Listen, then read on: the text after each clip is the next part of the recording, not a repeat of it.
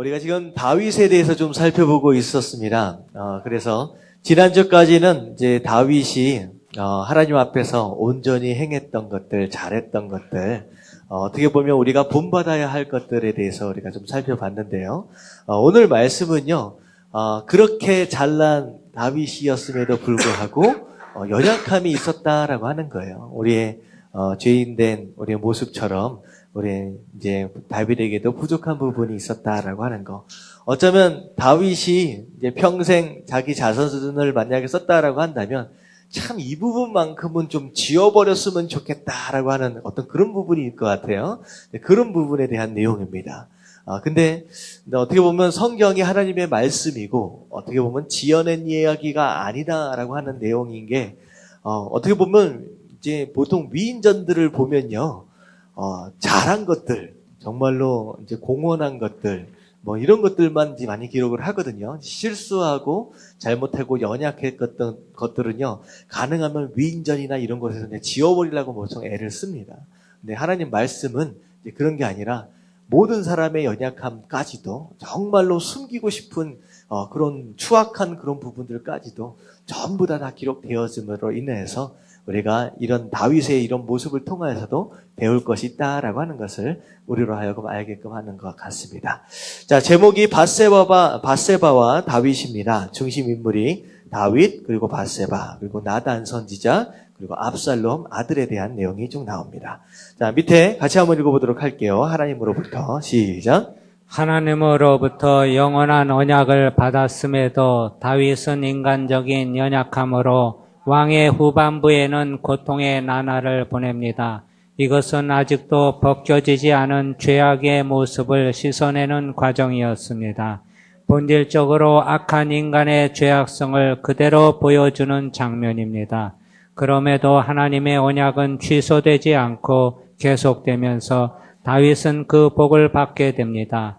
다윗을 다윗되게 한 것은 행위가 아닌 하나님의 변하지 않는 약속이었습니다. 네, 요즘 방금 읽어본 내용들 가운데 우리가 좀 생각해 봐야 할 내용들은 무엇이냐? 위대한 다윗 왕이었음에도 불구하고 말년에는 여러 가지로 좀 쉽지 않은 세월들을 보내었었다라고 하는 거예요. 그래서 사실 우리가 하나님 앞에 아름답게 쓰임 받는 거, 우리가 성도로서 아름답게 살아가는 거 매우 중요한데 잠시 잠깐 그렇게 젊은 날 한때 그렇게 잘 나가는 게 아니라 하나님께서 부르시는 마지막 그 순간까지 하나님 앞에서 온전히 세워져 가고 아름답게 사라져가는 것이 매우 중요하다라는 그런 말씀을 자주 드리게 됩니다. 그래서 우리의 인생의 마지막까지를 내다보면 좋을 것 같아요. 잠시 잠깐 지금 이때 성령 충만하고 잘하고 뭐 이런 게 아니라 하나님께서 나를 부르시는 바로 그날 내가 눈을 감는 그 순간에 나는 어떤 모습으로 하나님 앞에 부르심을 입을 것이냐라고 하는 것들을 여러분들 항상 묵상하시면서 그렇게 살아가면 좋을 것 같습니다. 그리고 다윗이 다윗 되어지는 가운데 어떻게 보면 위대한 왕이다라고 얘기를 하지만 여기 마지막 부분에 뭐라고 얘기를 하고 있느냐? 다윗이 정말로 잘나서 정말 행위가 정말로 괜찮아서가 아니라 하나님의 은혜고 또 하나님께서 약속을 하신 가운데 그 약속을 지키시는 것 가운데 다윗이 다윗 될 수 있었다라고 하는 것을 우리가 잠깐 이제 글로 표현되어져 있습니다. 자, 넘어갈게요. 자, 인간 다윗. 자, 다윗의 연약함에 대해서 우리가 좀 살펴볼 텐데요. 어쩌면 우리 모습 가운데 충분히 있어질 수 있는 내용인 것 같아요. 그래서 우리 모습 가운데 이런 부분이 혹시 남아있다라고 한다면 우리가 조금 조정하고 고쳐나가야 할 부분이라고 생각하시면 좋을 것 같습니다. 자, 인간 다윗 밑에 한번 읽어볼게요. 시작. 하나님의 사랑을 많이 받은 다윗이었지만 그도 인간적인 잘못을 범했습니다. 범죄의 과정을 말해 보십시오. 자, 아무리 대단한 다윗이었지만 인간적인 잘못들, 죄악된 것들이 그 안에 있었다라고 하는 거. 그리고 이제 범죄의 이제 과정입니다. 어디서부터 범죄가 시작되었느냐라고 하는 거예요. 이걸 이렇게 조심해야 될 필요가 있습니다. 자, 첫 번째가 다윗이 어떤 모습이었느냐? 게으름과 나태함이 있었다라고 하는 거예요. 자, 우리가 성경을 좀 찾아보면서 같이 한번 보도록 할게요. 자, 사무엘하 11장 1절부터 2절까지의 말씀입니다. 사무엘하 11장 1절부터 2절까지의 말씀. 자, 구약 성경으로 478페이지입니다. 같이 한번 읽어볼게요. 시작. 그 해가 돌아와 왕들이 출전할 때가 되매 다윗이 요압과 그에게 있는 그의 부하들과 온 이스라엘 군대를 보내니 그들이 암몬 자손을 멸하고 라빠를 에워쌌고 다윗은 예루살렘에 그대로 있더라. 저녁 때에 다윗이 그의 침상에서 일어나 왕궁 옥상에서 거닐다가 그곳에서 보니 한 여인이 목욕을 하는데 심히 아름다워 보이는지라. 자, 이제 11장 1절을 보니까 그 해가 돌아왔다라고 하는 거예요. 이제 이스라엘 근동 지방에는 이제 전쟁을 할 때가 있고 하지 못하는 때가 있습니다. 그러니까 기후에 따라서 너무 더우면 이제 할 수가 없거든요. 그러니까 이제 전쟁을 한참 하다가 갑자기 이제 상황이 기후가 안 좋아지면 이제 전쟁을 쉬게 됩니다. 마치 휴전하는 것처럼. 그러고 나서 이제 전쟁할 만한 때가 됐을 때 이제 접경 지역에서 이제 전쟁들이 또 다시 일어나게 된 거예요. 자, 보통은 다윗이 젊었을 때는요, 전쟁에 다 참여를 했습니다. 그리고 전장 앞에서 선두에서 진두지휘를 거의 다 했어요. 그래서 다윗 하면 장군으로 많이 알려질 정도로 굉장히 뛰어난 이제 전투 실력을 가지고 있었고, 그리고 심지어 왕이 됐음에도 불구하고 굉장히 전쟁을 하는데 능숙한 사람이었습니다. 근데 어느덧 다윗 궁전도 딱 짓고 웬만큼 살만해진 거예요. 나라도 웬만해서는 어디에서 덤비지 못할 정도로 강성해지고 굉장히 부유해졌다라고 하는 거죠. 그래서 우리가 보통 뭐라고 표현해지냐? 배부르고 등 따셔졌다라고 하는 거예요. 이제 살만해졌다라고 하는 거예요. 자, 그럴 때 다윗 삶 가운데 이제 변화가 일어났습니다.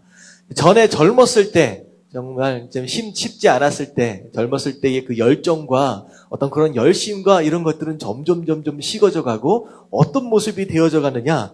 이제는 다 군사들, 이렇게 보니까 장군들을 전부 다 내보냈어요. 그리고 심지어 여기 보니까요, 온 이스라엘의 군대를 보내니, 다시 말하면 이스라엘 군대의 일부만 나간 것이 아니라 그 나라 안에는 모든 군사들을 전부 다 내보냈습니다. 그러니까 간단하게 얘기하면 작은 전쟁이에요? 큰 전쟁이에요? 굉장히 큰 전쟁이에요? 다 내보냈어요. 근데 왕은 뭐 하고 있어요? 궁궐에서 이제 한가롭게 있었다는 거예요. 근데 여기 보니까 전부 다 내보냈어요. 그리고서 한가하게 있는데, 자, 2절을 보니까 저녁 때는 뭐 하는 시간입니까? 이제 잠을 자야 되는 시간이에요. 근데 저녁 때에 잠이 안 오는 거예요. 자, 왜 잠이 안 올까요? 계속 자니까, 계속 쉬니까. 그러니까 하나님께서 사랑하는 자에게 단잠 주신다 그랬거든요. 이게 밤에 잘 자는 것도 이게 축복입니다. 근데 왜 하나님이 이 단잠이 축복이다라고 얘기를 할 수 있느냐? 낮에 수고한 자들에게 허락하신 축복이에요. 낮에 수고하지 않았다라고 한다면요, 밤에 잠이 안 오는 거예요. 근데 수고한 자들에게 주시는 축복이 단잠인데 저녁 때 잠이 안 오는 거예요. 그래서 침상에서 일어나가지고 어디로 올라갑니까? 옥상에. 잠이 안 오니까 이렇게 옥상에 올라가서 거닐고 있었다라고 하는 거예요. 바로 이게 이제 죄악이 시작되어지는 그런 모습이다. 그러니까 언제 우리 삶 가운데 유혹과 죄악이 들어오게 되느냐? 이제 살만하다라고 여겨졌을 때, 이제 괜찮다라고 생각되어졌을 때, 이제는 더 이상 뛸 필요 없이 이 정도면 괜찮겠지라고 교만하고 나태해지고 있을 법한 그때에 이런 유혹들이 찾아올 수 있다라고 하는 거예요. 아무리 하나님을 사랑하는 다윗이다라고 할지라도 다윗은요, 정말로 예배를 사랑했던 사람이에요. 차라리 그 하나님이 계시는 성전 안에 거하는 것이 그게 내 기쁨이다라고 얘기할 정도로 정말로 예배를 사랑했던 이 다윗이다라고 할지라도 정말 나태해지고 이 정도면 됐다라고 하는 그 마음이 들어오는 그 순간 나태해지고 게을러지고 거기 가운데 유혹이 찾아온다라고 하는 거예요. 그래서 한번 말씀드린 적이 있죠. 제가 이제 청년들이랑 LA에서 사역을 하다가 어딜 여행을 한번 간 적이 있어요. 워럴 리프팅이라고 혹시 아시는지 모르겠는데 이렇게 계곡을 따라서 이제 고무 튜브 있잖아요. 튜브가 아니라 고무 보트. 한 10명 정도 타는 보트인데 그것을 타고서 급류타기라고 합니다. 급류를 막 타고 내려오는데 급류를 막 타고 내려올 때는 한 사람도 안 빠져요. 왜 안 빠지냐면 정말로 안 빠지려고 어떻게 내려오는지 아십니까? 그냥 손을 막 부둥켜 안고서 그러고 내려옵니다. 절대로 안 빠져요. 근데 재밌는 건 뭐냐면 잔잔해졌을 때, 이제 됐다. 이제 거기 다 내려왔다. 라고 여겨질 때 옆에서 돌뿌리가 하나 탁 걸리니까요. 손 닿아놓고 있다가 그냥 거기서 빠지더라고요. 그러니까 이런 것 같아요. 정말 우리 삶 가운데 환란이 있고 어려운 순간이 있을 때는요, 우리가 기도하게 됩니다. 아침마다 나와서 기도하고, 저녁 내로 나와서 기도하고, 하나님 살려주세요, 하나님 도와주세요 할 때는요, 웬만해서는 안 넘어가요. 딱 붙잡고 있으니까. 근데요, 아무 일도 없는 것 같고, 아무 문제도 없는 것 같고, 자식들 잘 자라고, 우리 집안도 괜찮고, 경제적으로 넉넉하고, 이럴 때가 되면 점점점 기도하게 됩니까? 안 하게 됩니까? 이게 기도하지 않게 되는 거예요. 마음 가운데 간절함이 막 사라지는 거예요. 예배 가운데 문제 때문에 힘들고 어려울 때는요, 예배 가운데 감동이 있었습니다. 말씀 하나만 들어도요, 이게 나한테 하시는 말씀인 것 같고, 이 말씀 붙들어야 될 것 같고, 정말로 간절함과 애탐이 있었는데, 내 삶 가운데 문제가 다 사라지고, 정말 배부르고 등 따라지면요, 점점 예배 가운데 감동이 사라져요.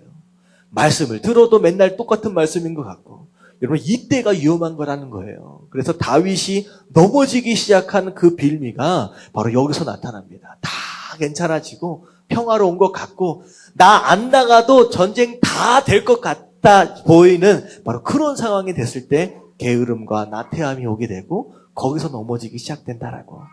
여러분들, 삶의 문제가 사라지고 평안할 때 오히려 기도하시고 예배 가운데 나오시게 되길 주님의 이름으로 축원합니다. 아멘. 아멘. 이래야 넘어지지 않는다라고 하는 거예요.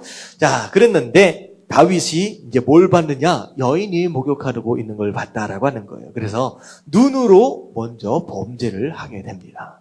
그래서 남자는 뭘 조심을 해야 되느냐? 눈을 조심해야 돼요, 남자는. 여자는 뭘 조심해야 될까요? 남자는 여기 몇 분 안 계시네. 남자는 눈을 조심해야 돼요. 듣는 거. 여자는 뭘 조심해야 돼요? 듣는 거. 네, 귀를 조심해야 돼요. 여자는 귀를 통하여서 죄악이 유혹이 들어옵니다. 그리고 남자는 눈을 통하여 들어옵니다. 그리고 똑같이 남자와 여자는 무엇으로부터 죄악이 시작되느냐? 생각으로부터 죄악이 시작되고요. 그 다음에 말과 행동으로 내려가게 되는 거예요.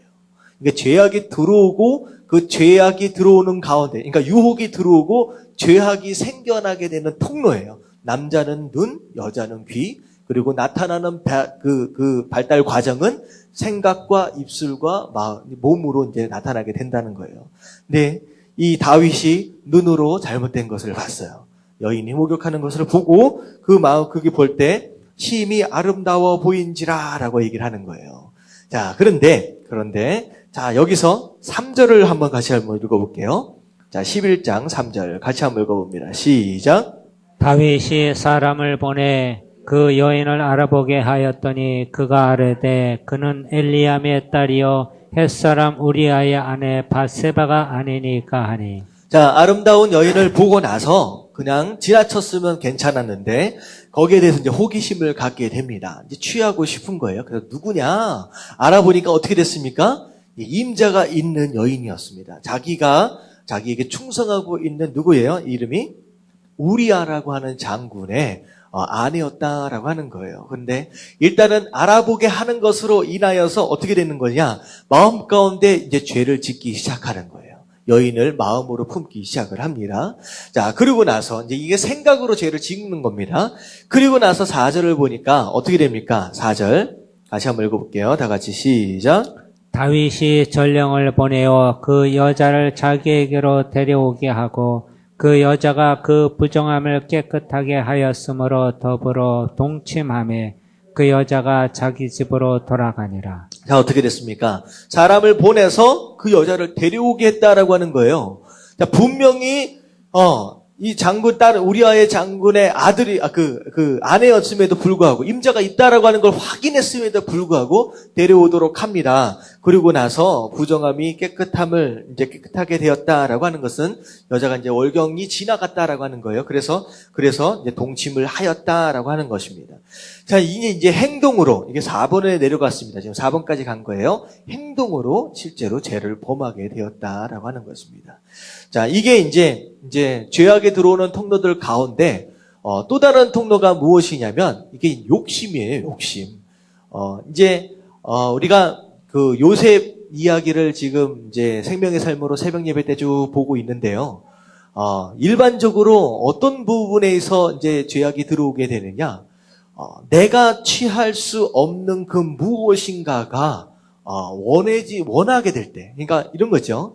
이제 마치 에덴 동산의 선악과처럼 하나님께서 주시지 않은 거 있어요. 하나님께서 다 주셨지만, 많은 걸 주셨지만 이거는 아니다라고 구별해 놓은 그 무엇인가, 그러니까 나에게 있는 것이 아닌데, 내게 주신 것이 아닌데 갑자기 그것에 욕심이 나는 거예요.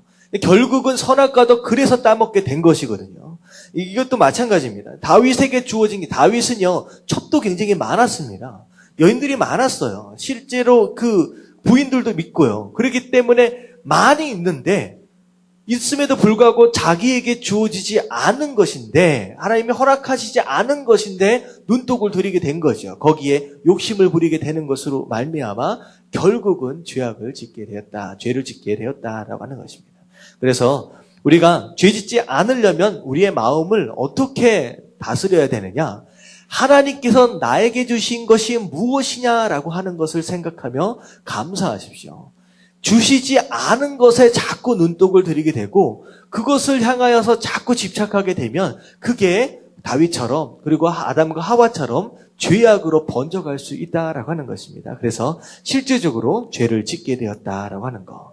그리고 여기서 이제 간음을 한 거죠. 내 여인이 아닌데 다른 사람의 여인을 품게 됨으로 말미암아 실제로 간음이라고 하는 엄청난 죄를 짓게 되었습니다. 근데 문제가 생겼어요. 어떻게 됐느냐? 이 여인이 어떻게 됐습니까? 아이를 가지게 되었다라고 하는 거예요. 아이를. 이게 이제 아이를 가지게 됨으로 인하여서 어떻게 돼요? 남의 아내니까. 근데 이것을 가리기 위해서 전쟁터에 나가서 싸우고 있는 우리아를 불러들입니다.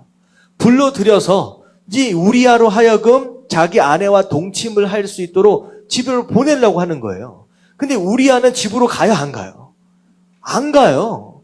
우리아 보고, 야, 넌 집에 가서 쉬어라. 잠깐 쉬었다. 그러니까 이제 우리아가 집으로 들어가서 자기 아내와 동침을 하면 지금 가진 아기가 자기 아이가 아니라 우리아의 아이처럼 숨기기 위해서, 속이기 위해서 지금 작전을 짠 거예요. 머리를 짠 거예요. 머리를 쓴 거예요. 근데 우리아는 들어가질 않는 거예요. 왜 들어가질 않느냐? 자기네들 같은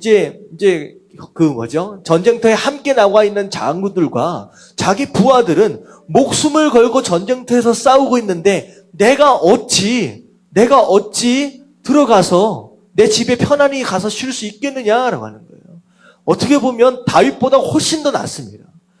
다윗의 부하들은 목숨 걸고 싸우는데 자기는 지금 놀고 있잖아요. 널널하게 지금 옥상에서 지금 거닐고 있잖아요. 그거랑 비교할 때 완전히 다른 거예요. 어쩌면 우리아보다 못한 다윗이에요. 근데 심지어 어떻게 했느냐? 이게 사실 우리아는 그만큼 충성스러운 거예요. 내가 어찌 왕 앞에서 내 적장에 있는 전투장에 있는 어떤 형제들이나 전우들에게 이제 생각할 때 합당치 않다라고 하는 거죠. 그래서 결국은 들어가지 않습니다. 왕이 얘기를 했음에도 불구하고. 그래서 어떻게 했느냐? 결국은 우리아가 다시 전장으로 돌아가는 거예요. 근데 아무리 생각해도 이걸 어떻게 막을 수가 없는 거죠. 그래서 결국은 무슨 꾀까지 썼느냐? 우리아를 죽이기로 작정을 합니다. 그래서 우리아에게 편지를 한 장을 써가지고 맡기는 거예요. 맡겨가지고 이것을 가서 전쟁터에 있는 이제 가장 수장이 누구냐면 요압이라고 하는 장군이에요. 가서 요압에게 그 편지를 전해주라. 근데 그 편지 안에는 무슨 내용이 적혀 있어요? 그게 이제 11장 14절 이쪽 말씀에 있습니다. 한번 찾아보도록 할게요. 자, 15절부터 15절 말씀만 같이 한번 읽어봅니다. 15절, 11장 15절. 다 같이 시작. 그 편지에 써서 이르기를 너희가 우리아를 맹렬한 싸움에 앞서 외워두고 너희는 뒤로 물러가서 그로 맞아 죽게 하라 하였더라. 편지 내용이 이거였다는 거예요.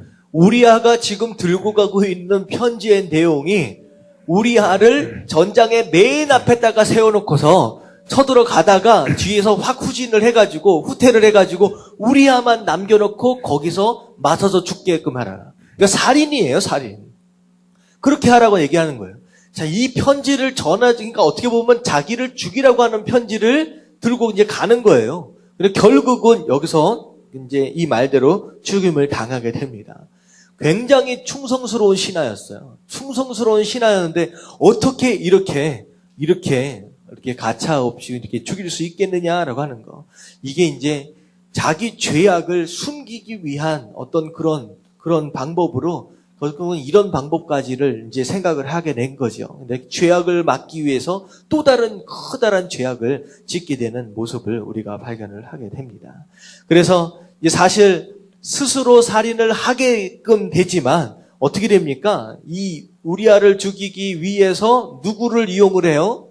요압이라고 하는 장군, 자기의 또 다른 수하를 살인하는 데에 사용을 합니다.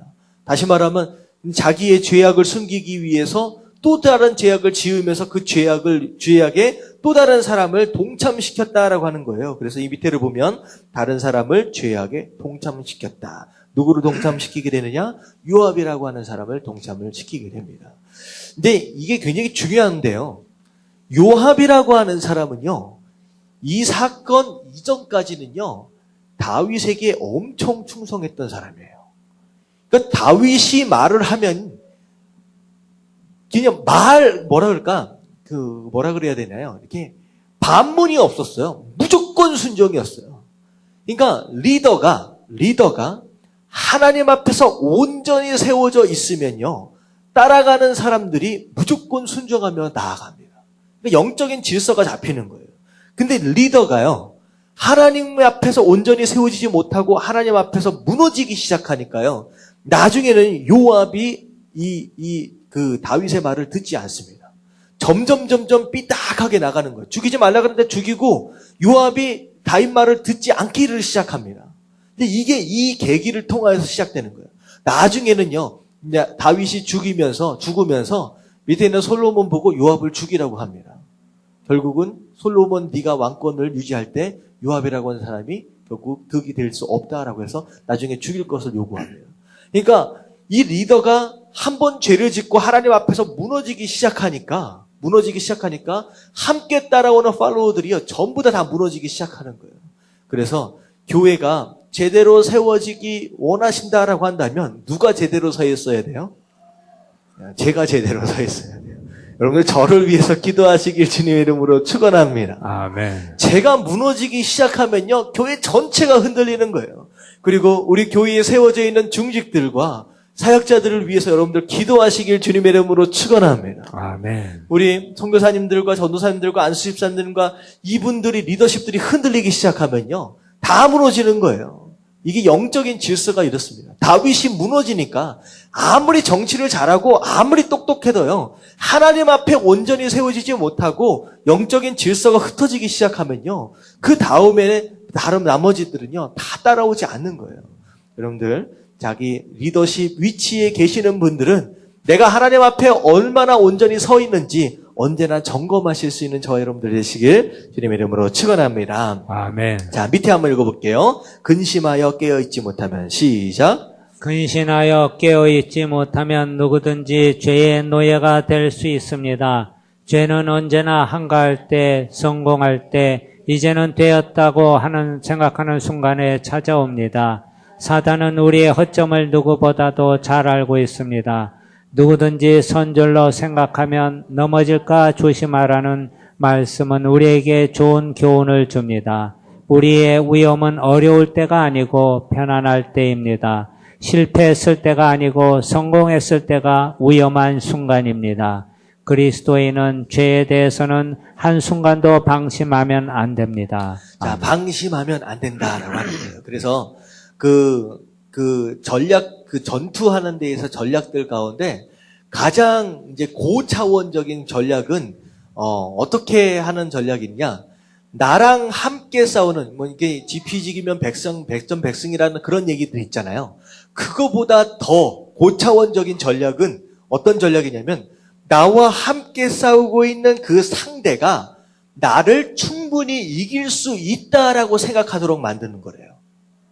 그러니까 이 정도면 내가 이길 수 있지라고 생각하도록 만들면 거기서 게임에서 이길 수 있다는 거예요. 그래서 근데 그게 뭐냐면 상대방으로 하여금 교만하도록 만들면 이긴다라고 합니다.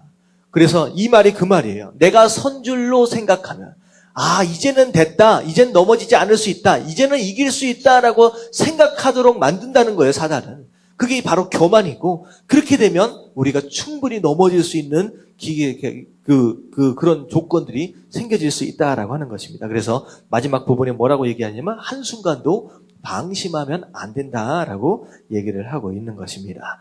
자, 그런데, 이렇게 인간적으로 보면, 이게 사실은 이런 죄를 지은 사람은요, 성경에 별로 많지가 않아요. 생각해 보세요. 성경에 등장하는 인물들 가운데 진짜로 못됐다라고 생각하는 사람, 뭐 가룟 유다 생각할 수 있겠지만, 진짜로 이렇게 나쁜 놈이라고 얘기해야 되나? 나쁜 이런 사람이 있을까? 이렇게 죄의 질이 이렇게 안 좋을 수 있을까라고 생각할 수 있는 사람이 몇 안 됩니다. 이 다윗 어떻게 이렇게 끔찍한 죄를 지을 수 있을까라고 생각할 수밖에 없는데, 중요한 것은 다윗이 이런 죄를 졌음에도 불구하고 하나님이 그래도 내 마음에 합한 자다라고 얘기를 할 수 있는 근거는 바로 그 다음이에요. 아무리 큰 죄를 지었다라고 한다라고 할지라도 뭐 하면 하나님 용서해 주신다? 회개하면. 이게 다윗이 가지고 있는 가장 커다란 장점 중에 하나입니다. 사울이 지은 죄랑 비교를 하면요, 이거는 너무 안 좋은 죄의 질이 정말로 안 좋은 죄예요. 근데 사울은 어떻게 했느냐? 제대로 된 회개를 하지 않았어요. 사울은 끝까지 하나님의 시선보다 사람의 시선에 집착하는 사람이었습니다. 근데요, 다윗은 그렇지가 않았어요. 국민들이 나를 향하여 어떻게 생각하든, 이게 한 나라의 왕이 이런 일을 저질렀다라고 한다면 그 장군들이나 함께 있던 신하들이 뭐라고 생각하겠습니까? 근데 다윗은 그게 중요한 게 아니에요. 남들이 나를 뭐라고 생각하든 상관이 없이 중요한 건 누구의 시선이에요? 하나님이 나를 지금 어떻게 생각하시느냐라고 하는 거예요. 자, 그게 바로 이제 회개하는 다윗의 모습입니다. 자, 밑에를 보면 하나님이 보실 때 바세바의 범죄 행위는 어떠했습니까? 사무엘하 11장 27절 말씀. 사무엘하 11장 27절 말씀.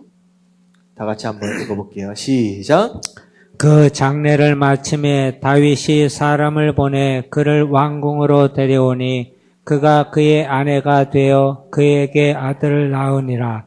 다윗이 행한 그 일이 여호와 보시기에 악하였더라. 자, 우리아가 죽었습니다. 우리아가 죽어서 정말로 장례를 치렀어요. 와, 어떻게 뻔뻔하게 장례에 참석할 수 있을지. 장례를 치렀습니다. 그리고 나서 장례가 끝나자마자 어떻게 했어요? 그 우리아의 아내를, 바세바를 그냥 데리고 왔어요. 그리고 아내로 취합니다. 그리고 아들까지 낳았어요. 이 모습을 볼 때에 하나님이 어떻게 생각하셨다? 그 다윗의 행동을 악하다고, 보시기에 악하다. 이건 죄악이다라고 하나님이 생각을 하셨다라고 하는 거예요. 자, 그래서 다윗은 자기 잘못을 어떻게 뉘우치며 회개했습니까? 자, 나단이 찾아갑니다. 자, 이제 사무엘하 12장 1절부터 9절까지를 보면 어떤 내용이 나오느냐? 나단이 찾아가요. 그리고 나단이 굉장히 지혜로운 사람입니다. 다윗을 향하여 당신이 죄 지었죠? 무슨 죄 지었죠? 하나님이 다 알려줬습니다. 라고 얘기를 하지 않아요. 뭐라고 얘기를 하느냐? 예를 듭니다. 어떤 부자가 있어요. 양이 많습니다. 풍족해요. 근데 어떤 가난한 사람이 있는데 양이 몇 마리밖에 없냐? 딱 한 마리. 딱 한 마리. 근데 이 부자가 손님이 왔어요. 그랬는데 자기 많은 양들 가운데 양을 잡아가지고 손님을 대접한 게 아니라 누구의 양을 잡아가지고 왔어요? 가난한 한 사람, 한 마리밖에 없는 양, 그 양을 갖다가 데려다 놓고 그걸 갖다가 잡아먹어버렸다는 거예요. 그러니까 이 나단 선지자가 이 다윗 왕에게 뭐라고 얘기해요? 이런 사람이 있는데 어떻게 해야 합니까? 그러니까 다윗이 갑자기 확 열받은 거예요. 이건 다 죽여야 된다. 이건 죽여야 된다. 누구에 대한 얘기예요? 이게 자기에 대한 얘기거든. 자기에 대한 얘기를 하는데 모르고서 죽여야 된다라고 얘기를 한 거예요. 자, 그랬더니만 나단이 뭐라 그래요? 바로 그 부자가 누구라는 거예요? 당신입니다. 당신이 지금 뭘 했는지 아십니까? 그러니까 딱 들으니까 진짜 다윗이 얘기인 거예요. 자, 그랬을 때 어떻게 했느냐? 하나님 앞에 무릎을 꿇습니다. 그 장면이 이제 나왔는데, 자, 어디 보시면 되냐면, 자, 이게 볼게요. 잠깐만요. 자, 거기서 다윗이 이제 나단의 이야기를 듣고 이제 회개하는 장면이 나와요. 자, 13절 같이 한번 읽어볼게요. 13절 다 같이 시작. 다윗이 나단에게 이르되 내가 여호와께 죄를 범하였노라 하며 나단이 다윗에게 말하되 여호와께서도 당신의 죄를 사하셨나니 당신이 죽지 아니하려니와. 자, 이게 다윗이 나단 선지자가 딱 얘기하는 거 보고 즉각 내가 잘못했습니다라고 얘기해요. 사울은 어땠는지 혹시 아세요? 이 양들 울음소리가 무엇입니까? 이 소 울음소리가 뭡니까? 하나님 분명히 다 죽이라고 했는데 라고 얘기했을 때, 사무엘 선지자가 얘기했을 때 사울의 반응이 뭐였어요? 핑계댔습니다. 원래 내가 그런 게 아니라 우리 국민들이, 사람들이 핑계대기 시작하는 거야. 이게 여기 처음부터 다른 거예요. 다윗은 자기 잘못에 대해서 딱 지적을 받는 순간 바로 뭐 했어요? 내가 잘못했습니다. 용서해 주세요라고 바로 무릎을 꿇는 반면 사울은 핑계대는 거예요. 내 책임이 아닙니다. 책임 전가하는 겁니다. 이게 이제 여기서부터 잘라지는 거예요. 여러분들, 내가 잘못했다라고 하는 걸 아는 순간 여러분은 바로 잘못을 인정하고 회개하시길 주님의 이름으로 축원합니다. 아멘. 아멘. 이게 사실은 한국 남자들이 이거 배워야 돼요. 이게요, 진짜 쉽지가 않아요. 저도 쉽지가 않습니다. 이게 아버지로서, 남편으로서 잘못한 게 있을 때 아내나 자식들에게 내가 잘못했다라고 이게 얘기하기가, 이게 한국 남자들이 쉽지가 않습니다. 여기 남자들이 몇 분 계신데 저를 포함해서 이게 잘못했을 때 잘못을 인정하는 게 진짜 남자인 것을 여러분들 깨달으시길 주님의 이름으로 축원합니다. 아멘. 이게 안 되기 때문에 자녀들 마음 가운데 커다란 상처를 입힙니다.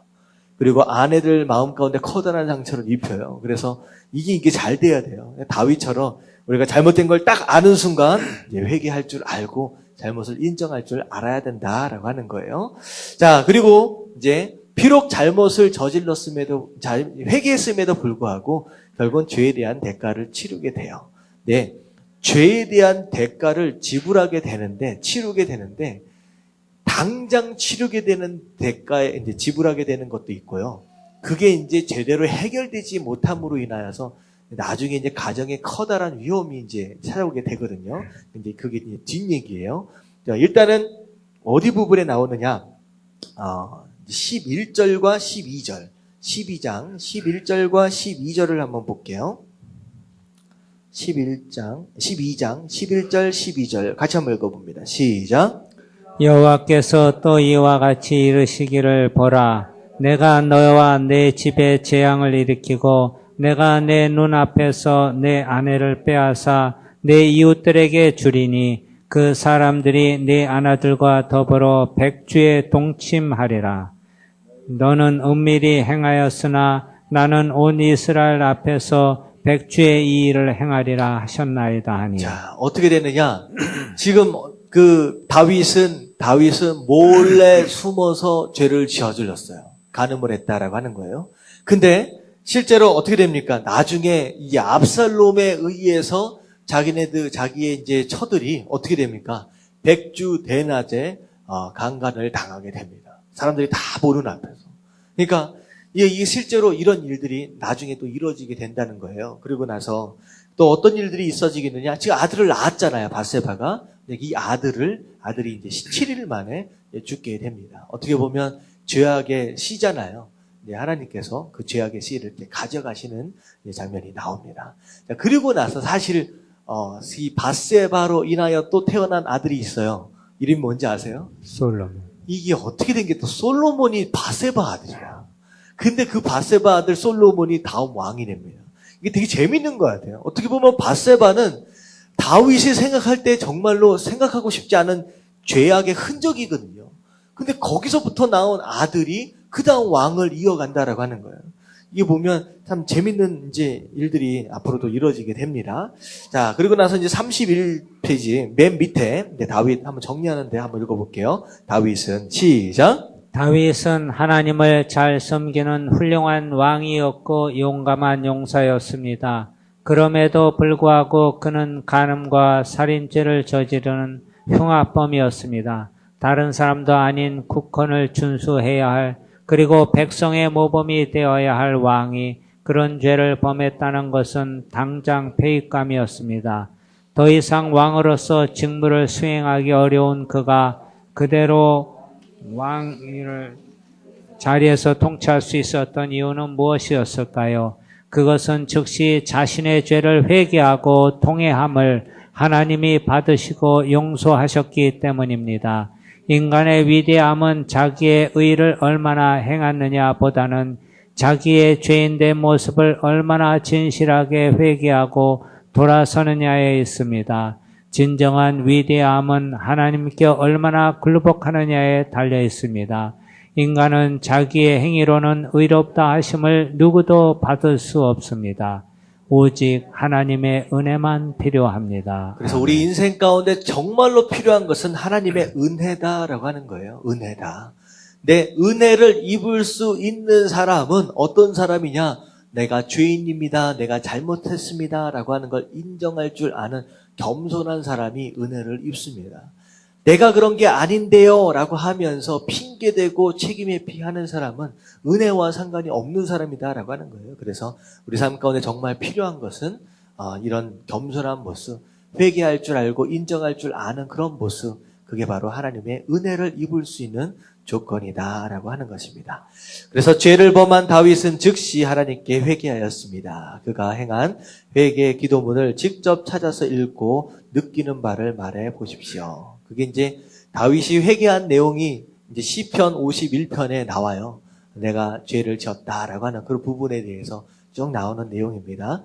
한번 이제 한 두세 절만 한번 같이 한번 읽어볼게요. 시편 51편입니다.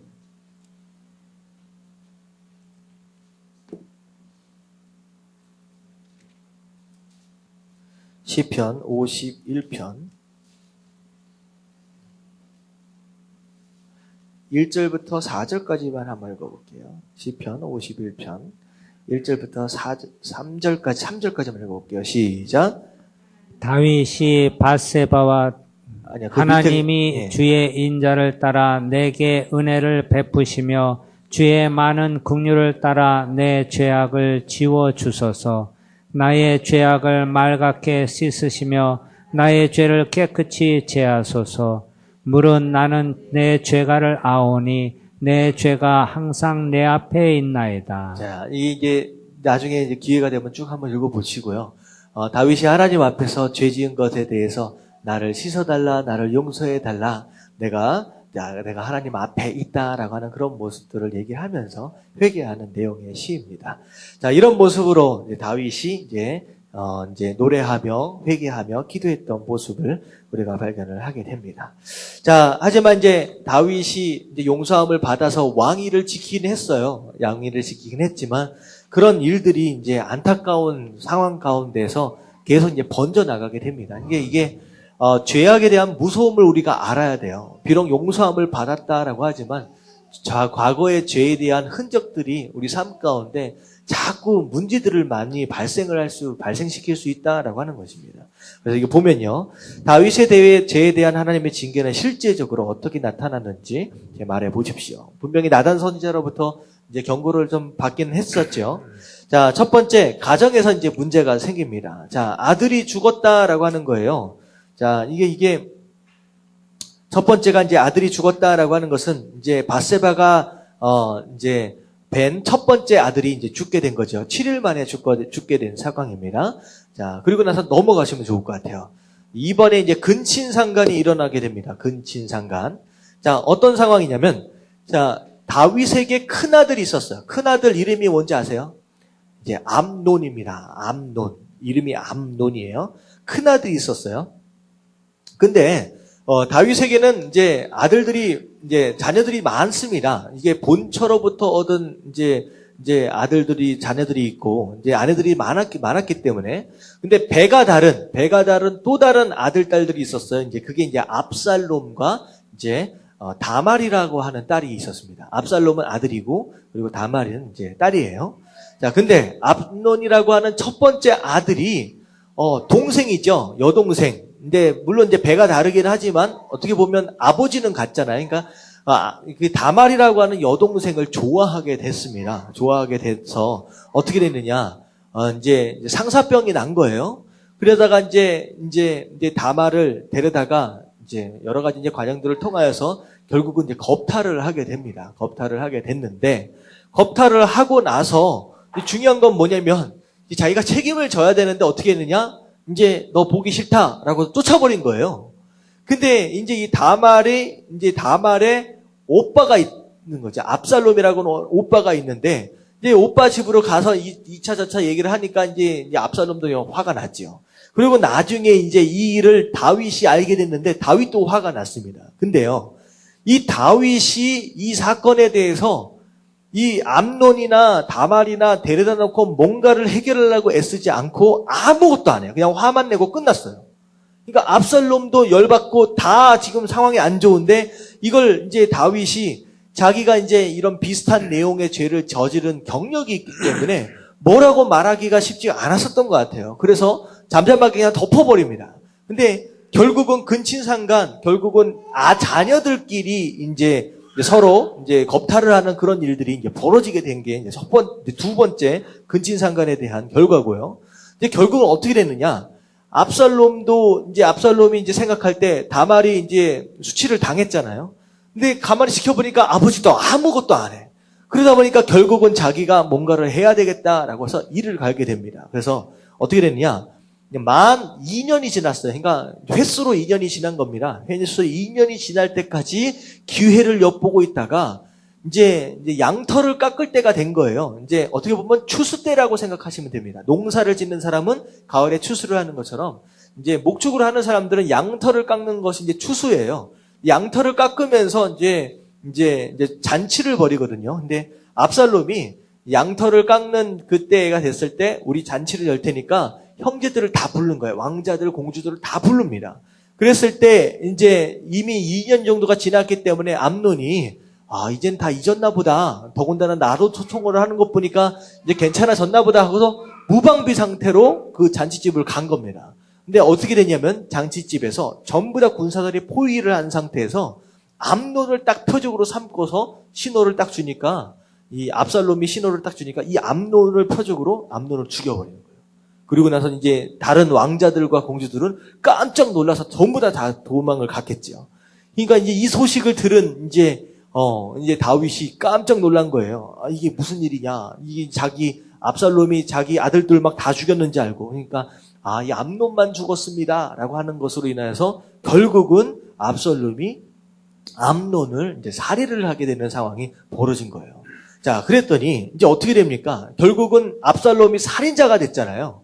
결국 이제 세 번째가 형제들 간에 이제 살인이 일어나게 된 거죠. 자, 그렇게 돼서 어떻게 됐느냐?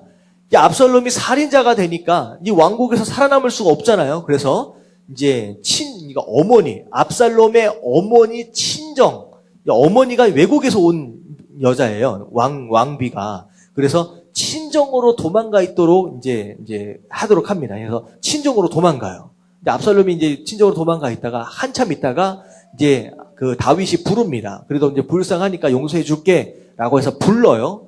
불렀는데 이제 다윗이 이제 찾아가지를 않는 거예요. 그러니까 이제 압살롬이 이제 마음이 좀 그랬겠지요. 비록 용서함을 받고 이제 이스라엘 땅에 돌아와서 이제 회복하긴 했지만 그래도 마음이 좀 그런 거예요. 그러는 가운데 무슨 일이 벌어지냐면 이제 왕이 이제 재판 같은 것들을 많이 하잖아요. 그래서 이제 사람들이 재판을 하고 막 하는데 이 압살롬이 재판을 하고 나오는 사람들의 마음을 도둑질해 갑니다. 어떻게 도둑질해 가냐면 이제 원고가 있고 피고가 있고 뭐 하여튼 뭐 그렇다고 생각해 보세요. 뭐 민사 재판이라고 생각하면 억울한 사람 2명이 가가지고 재판을 했는데 재판장은 누구 손만 들어줘요? 어쨌든 한쪽 손만 들어주는 거 아니에요. 그러니까 한쪽은 승소를 하고 한쪽은 패소를 한 거죠. 그런데 이제 패소를 하고 나오는 사람한테 압살롬이 붙은 거예요. 야, 왜 네가 졌을까? 야, 내가 재판관이었으면 야, 네가 이기는 거야 라고 얘기를 하는 거예요. 그러니까 패소를 하고 나오는 사람 입장에서 보면 어때요? 누가 좋은 왕이에요? 다윗 왕이 좋은 왕이에요? 아니면 압살롬이 좋은 왕이 될 것 같아요? 이 압살롬이 괜찮은 사람인 거예요. 그러니까 이런 식으로 분위기를 잡아가면서 압살롬이 백성들의 마음을 슬금슬금 도둑질해 갑니다. 자, 그러면서 어느덧 압살롬이 자기 나라, 자기 사람들을 만들어가요. 그러고서 어떻게 됐냐? 이 압살롬이 군사를 일으켜서 예루살렘으로, 다윗 성전으로, 다윗 궁으로 쳐들어오게 되는 거예요. 그게 이제 압살롬의 난입니다. 이제 뭐라 그랬죠? 이게 혁명이라가 아니라 뭐라 그랬죠? 반란을 일으키는 단어가 생각이 나요. 반란을 일으킨 거예요. 아버지를 상대로. 그래서 이제 왕국에서는 어떻게 이제 죄에 대한 결과가 나타났느냐? 첫 번째가 그거예요. 압살롬이 반역하고 다윗이 피신하는. 얼마나 급하게 도망갔으면 다윗이요 신발도 제대로 못 신고 쫓겨나는 상황이 벌어진 거예요. 자, 그렇게 되고 중간에 나와 있지는 않지만 어떻게 됐느냐? 압살롬이 결국은 다윗궁을 차지하게 됩니다. 근데 이 압살롬을 쫓아다니는 이제 수장들이 있을 거 아니에요. 장군들이 있을 거 아니에요. 가만히 생각해 보니까 압살롬과 다윗은 비록 반역하긴 했지만 둘 사이는 누구 관계예요? 부자 관계예요. 아버지와 아들 관계예요. 아버지 잘못했어요. 한 번만 얘기해버리면 어떻게 돼요? 그냥 다시 이제 합쳐질 수 있다는 거예요. 부자 관계이기 때문에, 아버지와 아들 관계이기 때문에. 하지만 중요한 거는 자기네들은 어떤 관계예요?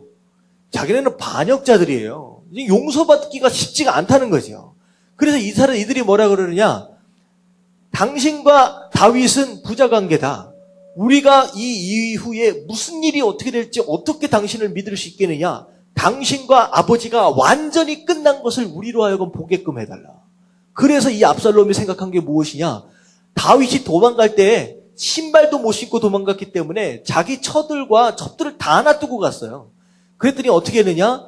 왕궁 이 옥상에다가 텐트를 딱 쳐놓고선 거기에서 다윗이 두고 간 첩들과 처들을 전부 다 끌어내서 압살롬이 다 강간을 합니다. 사람들이 다 보는데요.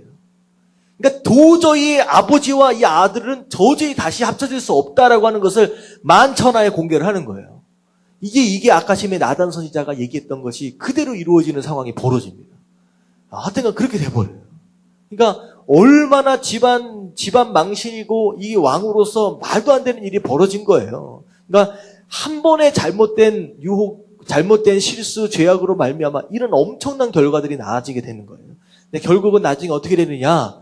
이 압살롬이 당연히 이길 수밖에 없는 상황이었음에도 불구하고 하나님의 은혜로 다윗에게 하나님의 은혜가 있었죠. 그래서 하나님의 은혜로 이 압살롬을 돕고 있는 하여튼 이 전략가의 어떤 그 계획이 전부 다 무산되도록 만들어가지고 결국은 다윗이 이끌고 있는 군사들이 이기게 됩니다. 그래서 압살롬이 거기서 이제 죽임을 당하게 돼요. 압살롬을 누가 죽였는지 혹시 아십니까? 이제 18장 14절부터 15절까지 말씀 한번 읽어볼게요. 사무엘하 18장 14절 15절 18장입니다. 14절 15절 같이 읽을게요. 시작.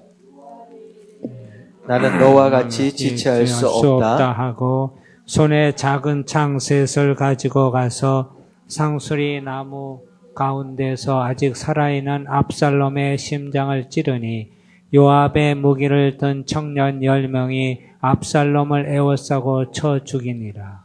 누가 죽였어요? 요압. 요압이 죽였어요. 분명히 다윗이 뭐라 그랬냐? 내 아들 압살롬을 죽이지 말라. 살려두라. 아들이니까 그래도 살려두라라고 얘기를 했는데 그 요압이 이제는 말을 듣지를 않습니다. 다윗이 뭐라고 하든 듣지를 않아요. 이게 다윗이 한번 영적으로 이제 하나님 앞에 관계 가운데 무너지기 시작하니까 밑에 있는 사람들이 듣지를 않습니다. 이 압살롬이요, 전쟁에서 져가지고 도망가다가 이 머리숱이 엄청 많았대요. 이게 머리숱이 많았는데 이 머리가 나뭇가지에 걸린 거예요. 그래가지고 얼마나 머리숱이 많았으면 나뭇가지에 걸렸는데 머리가 나뭇가지에 걸린 상태로 대롱대롱 매달린 거예요. 사람들이 찾아와가지고 어떻게 할까라고 하는 상황 가운데 요압이 창으로 찔러가지고 그냥 죽입니다. 결국은 이제 마지막 이제 압살롬까지 죽게 되는 상황이 벌어진 거죠. 자, 그리고 나서 이제 다윗이 이제 23장에 보면 이제 죽기 전에 마지막 유언처럼 이제 하는 얘기들이 있어요. 하나님께서 자기 인생을 어떻게 인도해 주셨는지. 자, 밑에 마무리 한번 읽어보도록 하겠습니다. 다윗은 다 같이 시작. 다윗은 회개를 했지만 죄에 대한 징계는 받게 됩니다. 그것은 앞으로 더 이상 죄를 짓지 않게 하기 위한 하나님의 선한 방비책입니다. 죄는 용서를 받아도 죄로 인한 고난의 대가는 피하지 못합니다. 이것은 우리가 죄를 짓지 말아야 하는 이유입니다. 가능한 죄를 멀리하고 불가피하게 죄를 지을 경우에는 즉시 회개하는 용기의 자세가 필요합니다. 물론 이런 하나님의 징계는 우리를 파멸하게 하기 위한 것이라기보다는 우리를 연단하고 더 이상 죄를 짓지 않게 하기 위한 훈련으로서의 징계입니다. 우리가 하나님의 징계를 받으면서 더욱 겸손하고 순수해지는 계기가 된다면 이런 고난은 유익할 것입니다. 다윗은 이런 아픔 속에서 많은 찬송시를 남겨 후대에 감동을 주고 있습니다. 자, 여기까지 결국은 우리가 회개를 하면 용서함을 받습니다. 그래서 근데 이 용서함에 대해서 많은 사람들이 오해를 하는, 어떻게 보면 착각하는 사람들이 많이 있어요. 내 죄 지어도 회개하면 되지라고 생각을 하는 사람들이 많다라고 하는 거예요. 물론 회개하면 하나님 용서해 주시지만 죄에 대한 대가를 어떻게 보면 인생 가운데서 지불하게 되는 경우가 많이 있습니다. 그러니까 다윗처럼 이제 용서함은 비록 받았지만 가정 안에서도 자손 대대로 힘든 상황들이 많이 벌어지거든요. 그래서 이제 이 얘기를 통하여서 우리가 무엇을 깨달아야 하느냐, 죄를 어떻게 해야 되느냐, 회개하면 되지라고 해서 죄를 지으면 돼요, 안 돼요? 안 된다는 거예요. 그래서 용서하시는 그 하나님의 인내를 여러분 우리가 남용하거나 오용해서는 안 된다라고 하는 걸 우리가 기억해야 할 부분인 것 같습니다. 자, 그래서 다윗의 연약함, 우리 다윗의 죄악된 그런 인간적인 어떤 그런 부분들을 우리가 좀 살펴봤는데, 아무리 뛰어난 자다라고 해도, 아무리 예배 열심히 드리고 한다라고 할지라도 자칫 잠깐 방심하게 되고 교만하게 되면 쓰러질 수 있다라고 하는 거예요. 그래서 이 시간 같이 좀 기도하기 원하는데요. 기도하실 때 하나님, 내가 좀 괜찮아졌다, 여유로워졌다라고 하는 가운데 내가 지금 방심하고 있는 것은 아닌지 우리 자신들을 돌아보게 하시고, 어떤 유혹이나 이런 것에 있어서 우리가 좀 긴장하고 또 이렇게 준비되어질 수 있는 그런 사람들 될 수 있도록 해달라고, 하나님 눈으로 범죄하지 않게 하시고 귀로 범죄하지 않게 하시고 하나님 앞에서 성실하게 신실하게 우리의 믿음을 지키고 거룩한 모습으로 살아갈 수 있는 그런 사람들 될 수 있도록 해달라고, 그리고 비록 죄를 지었다라고 할 경우 그럴 때 핑계대거나 책임에 피하는 사람들이 아니라 인정하고 회개할 줄 아는 그런 겸손한 사람들 되어서, 특히나 우리 가정 안에서도 하나님 앞에서만 그러지 마시고요, 사람들 앞에서, 우리 자녀들 앞에서나 아내나 남편 앞에서 내가 잘못했을 경우에 내가 잘못했습니다라고 인정할 줄 아는 그런 겸손한 사람 될 수 있도록 해달라고, 그리고 죄로 인하여서 힘들고 어려운 어떤 그런 과정들을 겪고 있다라고 한다면 분명히 마지막에 그건 심판이 아니라 징계다. 결국은 그걸 통하여 우리를 연단하시고 더 죄짓지 않도록 하기 위해 하나님께서 사랑으로 매를 대시는 것이다 라고 말씀하시거든요. 그래서 혹시나 그런 가운데 어려움 겪고 계시는 분들 계시다라고 한다면 하나님 연단으로 알고 우리가 더 변해질 수 있는, 변화되어질 수 있는 사람들 될 수 있도록 해달라고 우리 다 같이 주님 한번 부르짖고 동성으로 기도하도록 하겠습니다. 시작. 주님 원하심이